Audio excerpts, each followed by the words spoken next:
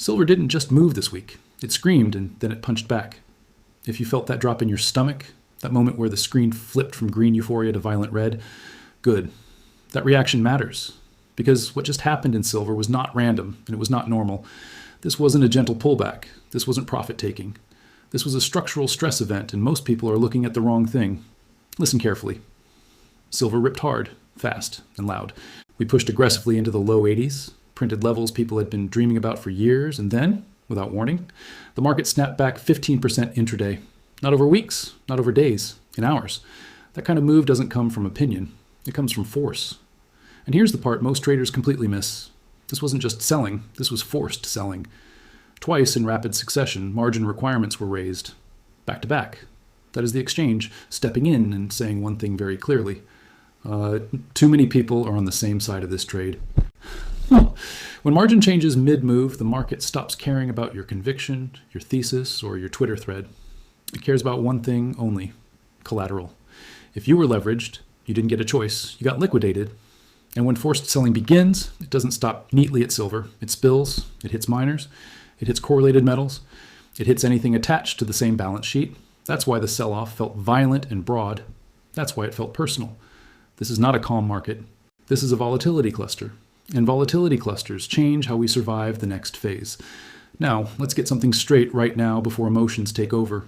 A sharp reversal after a vertical move does not mean the story is over. In fact, it often means the opposite. When silver explodes higher and then immediately retraces most of that move, the message isn't subtle. The message is that liquidity is thin, leverage is crowded, and weak hands are being harvested. That's how late cycle behavior looks, not with a perfect top, not with a slow fade, but with violence, gaps, and emotional whiplash. And if you think this is only a silver story, you're already behind. Platinum did the same thing. Explosive upside followed by a fast reversal. Different metal, same behavior. That tells you this isn't about a single commodity. This is about crowding. Too many people rushing through the same door at the same time. Crowded trades don't unwind politely. They unwind when the last buyer commits, and then the floor drops. So let's slow this down and be precise, because this is where disciplined viewers separate themselves from gamblers. The headline is not the move. The headline is the speed of the reversal. Speed creates forced behavior. Forced behavior reveals where the market is fragile. When margin rises suddenly, brokers don't debate fundamentals. They liquidate positions. They don't care if your long-term thesis is right. They care whether your account meets requirements right now. And when accounts fail, everything gets sold at once. Good positions, bad positions, things you didn't even plan to touch. That's why this move felt chaotic. It was. Now here's the uncomfortable truth. Stabilization does not equal safety. Silver hovering in the mid-70s after a crash doesn't mean the storm passed. It means the storm is deciding where to strike next. Sideways action after a shock is not peace. It's compression. It's the market reloading energy while participants argue over what just happened. This is where most people make a critical mistake. They stare at the chart, see price stop falling for a few hours, and convince themselves the danger is gone. But the candle that matters is already printed. That large red candle that swallowed the previous day, S gains, is not a prophecy. It is a warning flare. Reversal signals like that don't mean sell everything forever. They mean the next one. To 3 sessions are sensitive. That's when fake moves thrive. That's when exhaustion sets in. That's when people make emotional decisions because they're tired. The real question is not whether the bull market is over. The real question is this: who is trapped and who still has to sell if volatility spikes again? That's where risk lives. Now let's talk about something nobody wants to say out loud. We are seeing bubble behavior. That does not mean silver is finished. It does not mean the long-term thesis is dead. But bubble behavior changes the rules of engagement. It means upside overshoots. It means downside snaps back violently. It means targets get hit faster than logic allows and reversals erase weeks of gains and days. Both things can be true at the same time. Silver can still push toward extreme levels, even triple digits, and still experience brutal corrections that feel like betrayal. That's not contradiction. That's how late-stage momentum behaves. This is why we don't gamble, we measure. And here's a mistake most people make. They treat price targets like promises. Silver to 100 is not a contract. It's a scenario. It requires conditions. Liquidity must remain available. Forced selling must pause.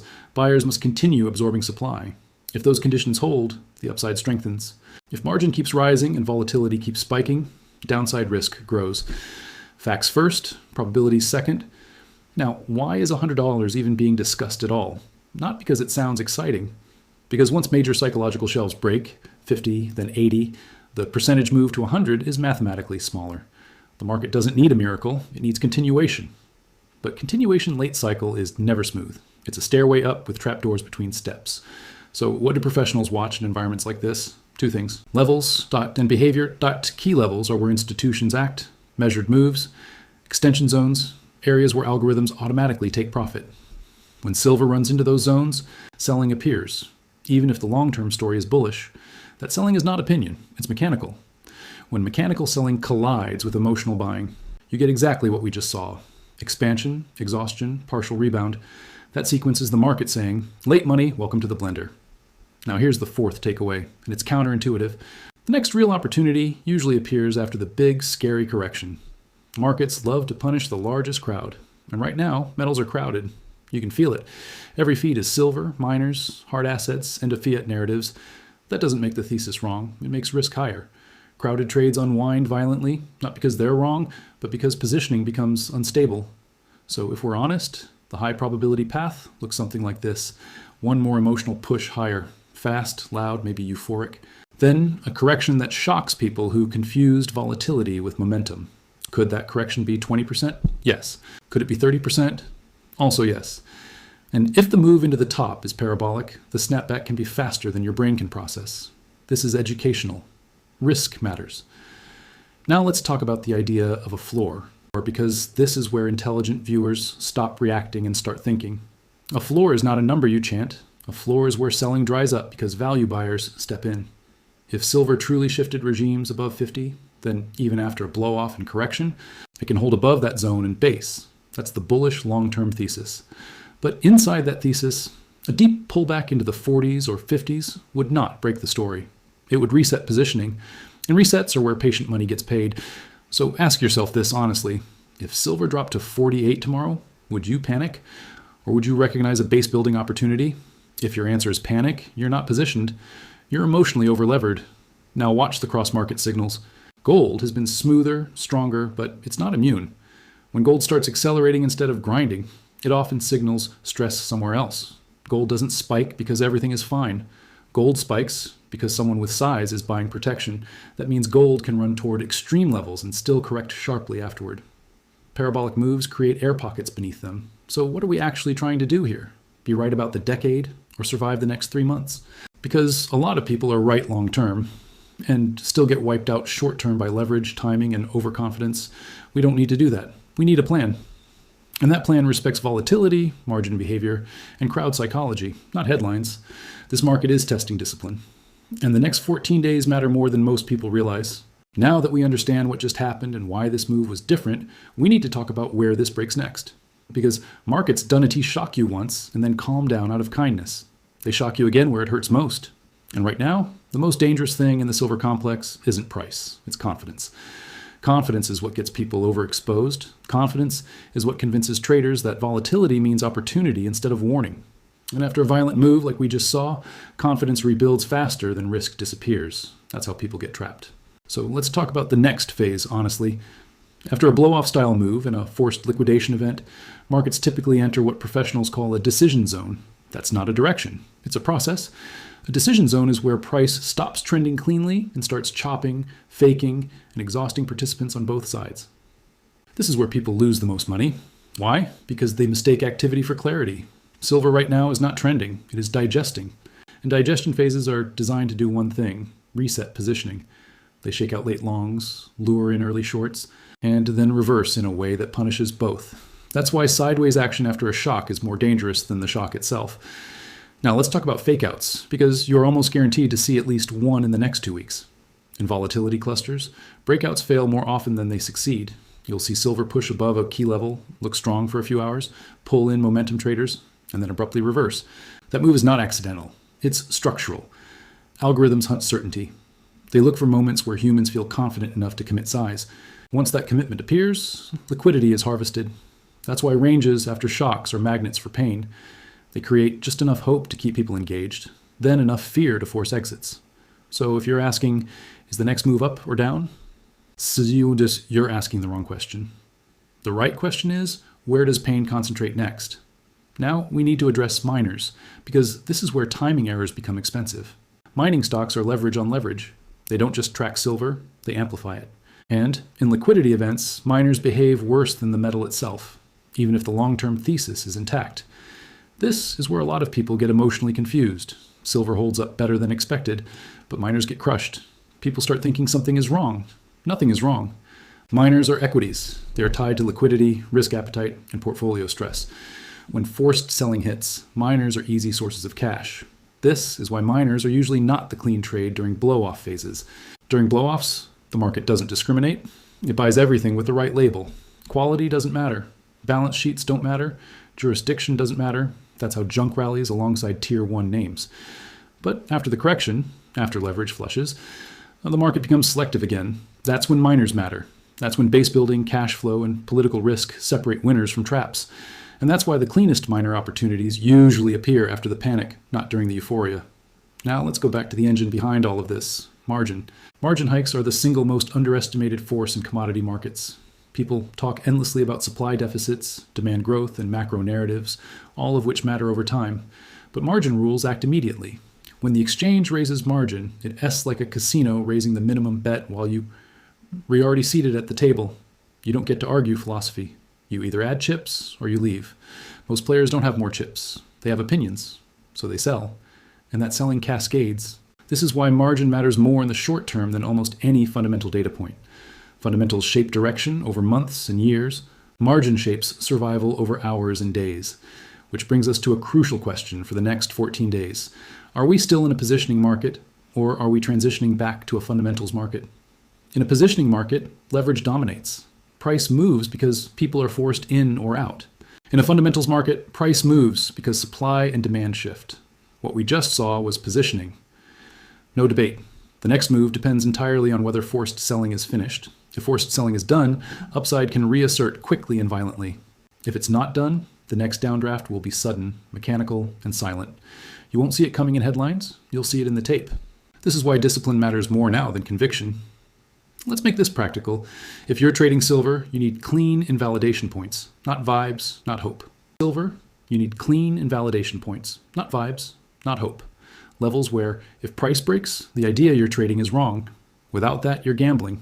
If you're investing, position size becomes everything. If volatility can emotionally bully you into selling, you're oversized, even if your thesis is correct. And make no mistake, the game right now is psychological warfare. Markets want you nauseous. They want you watching every tick. They want you exhausted, second-guessing, flipping bias. Because the moment you disengage emotionally is usually the moment the next leg begins. We're not doing that. We're watching the decision zone. Silver is range-bound after a shock. Ranges love fake-outs. You'll see moves that look confirmed and then reverse hard. That's not manipulation in the cartoon sense. That's how liquidity works when volatility is elevated. Now let's talk scenarios. Not predictions, scenarios.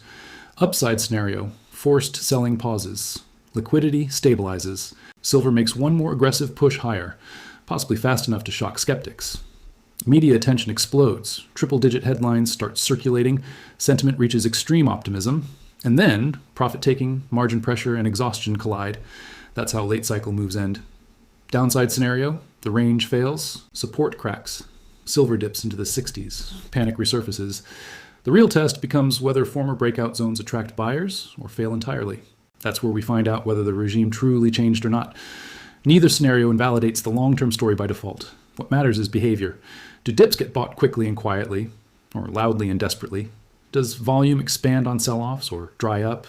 Do premiums hold? Do miners lead or lag? Those answers tell us more than any influencer ever will. Now let's address physical silver, because this is where time horizons matter. Physical moves slower. That's both a blessing and a curse.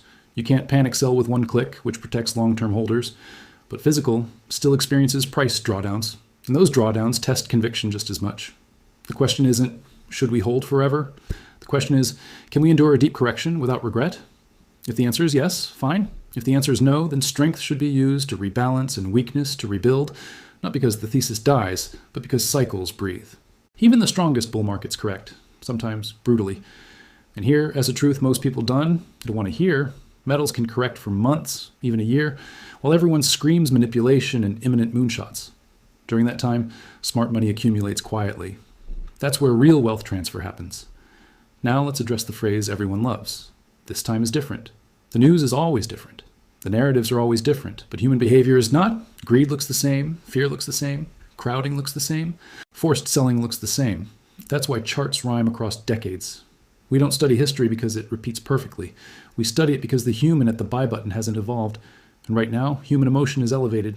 That means opportunities, but only for disciplined players. So here's the framework going forward. We stop chasing candles. We stop treating volatility as entertainment. We treat volatility as information. High volatility tells us where leverage is concentrated. High emotion tells us where decision-making is weakest. That's where opportunity forms. Over the next 2 weeks, watch the quality of bounces. A rally on thin volume is sugar. A rally with declining open interest and firm physical premiums is substance. If we're wrong, it will show up in failed rallies that can't reclaim prior highs. If we're right, the squeeze resumes without warning. And that's the uncomfortable part. When it resumes, it won't ask for permission. The market already showed us its teeth, margin hikes, blow-off spikes, violent reversals. This is not normal behavior. This is transition behavior. And transitions are where fortunes are made, and where overconfident traders disappear. Listen carefully, because this is the phase of the market where most people lose money, not because they were wrong about silver, but because they misunderstood time, volatility, and behavior. The next 14 days are not about direction. They are about survival, positioning, and discipline.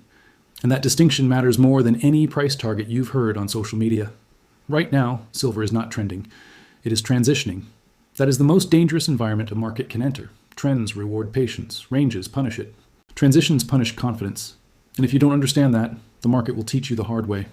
Over the last several sessions, we have seen classic late cycle behavior. Violent upside expansion, followed by equally violent reversals. Margin hikes, forced liquidation, emotional whiplash. That combination does not happen in calm, early-stage bull markets. It happens when positioning gets crowded and liquidity starts thinning. This is not the end of the bull market, but it is the part of the bull market where weak positioning gets eliminated. And that is exactly what the next 14 days are designed to do. Let's talk about what most people are getting wrong. They are treating volatility as confirmation. They see a big green candle and think it means strength. They see a sharp pullback and think it means weakness. In reality, volatility is neither bullish nor bearish on its own. Volatility is information. It tells you where leverage is concentrated and where emotions are peaking. Right now, leverage is concentrated on the long side. That doesn't mean longs are wrong. It means they are vulnerable. When leverage is high, price doesn't need bad news to fall. It only needs friction, margin adjustments, liquidity gaps, a single large seller. That's how you get air pockets. That's how you get trapdoors. And trapdoors don't open slowly. They open when people least expect them to. This is why stabilization after a crash is not safety. It is a holding pattern. It is the market asking a very specific question. Who still needs to sell if pressure returns? That question does not get answered in one session. It gets answered over days, sometimes weeks. And during that process, the market will do everything it can to confuse you. You will see rallies that feel real. You will see breakdowns that feel final. Most of them will be fake. This is where discipline matters more than conviction. Now let's talk about levels, because levels are where professionals operate. The mid-70s zone is not just a price range. It is a decision zone. It is where buyers and sellers are actively negotiating risk. Above it, momentum traders feel safe. Below it, fear accelerates. That is why price keeps gravitating back toward it. Markets do this intentionally. They pull price back to areas of maximum disagreement because that is where liquidity exists. If silver were truly weak, it would not be chopping. It would be cascading. If it were truly strong, it would be grinding higher with low volatility. Instead, we are seeing sharp moves in both directions. That is a hallmark of transition. Now here's the critical mistake most retail traders make in this phase. They assume the next big move must be immediate. They think if silver doesn't rip higher right now, the thesis is broken. That impatience is exactly what the market feeds on. Late cycle markets do not reward speed. They reward timing. And timing means waiting for confirmation of behavior, not confirmation of belief. So what behavior matters? Volume, structure, and response. When price rallies, does volume expand or fade? When price pulls back, does selling accelerate or dry up? Does the market reclaim levels quickly, or does it stall below them? These are the questions institutions are asking. Not, is silver bullish, but who is being forced to act? Let's talk about forced behavior again, because this is the engine behind everything we're seeing. Forced behavior comes from leverage. Leverage creates non-negotiable decisions. When margin requirements rise, the broker does not care about your macro thesis. They care about your collateral. If you don't have it, you're out. That's why margin hikes are so powerful. They don't just increase volatility, they change who is allowed to participate. And once forced selling starts, it rarely stops cleanly. It tends to come in waves. That's why the next 14 days matter so much. This is the window where residual leverage either gets cleared or proves resilient. If leverage clears, the market can rebuild on a healthier foundation. If it doesn't, the next downdraft will be faster than the last one, and it won't come with a warning. Now let's address the elephant in the room, the $100 narrative. Yes, silver can still go to $100. That scenario has not been invalidated, but price targets are not guarantees. They are outcomes contingent on behavior. For silver to push sustainably toward triple digits, it needs two things: absorption and patience. Absorption means buyers stepping in without chasing. It means pullbacks getting bought quietly. It means volatility compressing, not expanding. Patience means time. Time for leverage to reset. Time for weak hands to exit. Time for positioning to normalize. Parabolic moves do not build durable tops immediately. They build fragile structures, and fragile structures snap violently. That S, why the most dangerous assumption you can make right now is that higher price automatically means, in reality, higher price late in the cycle often means higher risk. So how do professionals navigate this? They separate time frame from thesis, long-term thesis. Silver benefits from monetary instability, structural deficits, and industrial demand. That hasn't changed. Short-term reality, silver is experiencing a volatility cluster driven by leverage and positioning. That demands respect. You can believe in the long-term thesis and still acknowledge short-term danger. Those two things are not contradictory. What is contradictory is believing in the thesis while ignoring risk management. Now let's talk about miners, because this is where most people get hurt. Miners are leverage on leverage. They magnify both upside and downside. In stable uptrends, they outperform. In volatility clusters, they underperform. Right now, miners are not telling a story of clean continuation. They are telling a story of stress. Leaders are struggling to make new highs. Rallies are getting sold. Correlation is rising. That's not bullish leadership behavior. That's late cycle behavior. This doesn't mean miners are dead. It means timing matters. The cleanest miner opportunities usually appear after corrections, not during blow-offs. They appear when volatility compresses and bases form, when quality starts to outperform junk. If you're buying miners aggressively during emotional spikes, you're playing the hardest version of the game. Now let's bring gold back into the picture, because gold often tells the truth before silver does. Gold has been stronger and smoother, but even gold is starting to show signs of stress. Sharp spikes in gold are often fear bids. They don't happen because everything is fine. They happen because someone with size wants protection. If gold continues to spike aggressively, it increases the probability of a broader liquidity event. And when liquidity tightens, everything gets sold, at least temporarily. That doesn't invalidate the metal thesis. It reinforces it long term. But it creates short-term danger. And that brings us to the most important mindset shift you need to make right now. Stop treating volatility as entertainment. Volatility is not there to excite you. It is there to extract mistakes. The market wants you emotional. It wants you overconfident on green days and fearful on red days. That's how it transfers assets from impatient hands to patient ones. If you feel nauseous watching the tape, that's not a sign you're wrong. It's a sign you're exposed. Exposure is not inherently bad. Unmanaged exposure is. So what do you do over the next 14 days? You simplify. You reduce leverage. You respect invalidation points. You stop chasing candles. You let the market show its hand. If silver breaks lower with expanding volume and fails to reclaim key levels, you reassess. If it holds, absorbs selling, and rebuilds structure, you prepare. You don't need to predict the next dollar move. You need to survive the next volatility wave. Because here's the truth most people don't want to hear. The biggest opportunities in silver will not come when everyone is confident. They will come after frustration, boredom, and doubt. They will come when volatility collapses, and nobody's talking about metals anymore. And those moments are built after chaos, not during it. The next 14 days are not about being heroic. They are about being disciplined. They are about recognizing that markets move in phases, and this phase is designed to punish certainty. If you can stay calm while others are emotional, if you can wait while others chase, if you can manage risk while others gamble, you put yourself in position for the next real move. And when that move comes, it won't announce itself. It will just happen. That's how markets work. Stay patient. Watch behavior. Respect volatility. And remember, the market doesn't reward conviction. It rewards discipline. If you want continued breakdowns like this, no hype, no panic, just structure and probability, make sure you're subscribed, because the next phase won't be easier. But it will be clearer for those who know what to watch.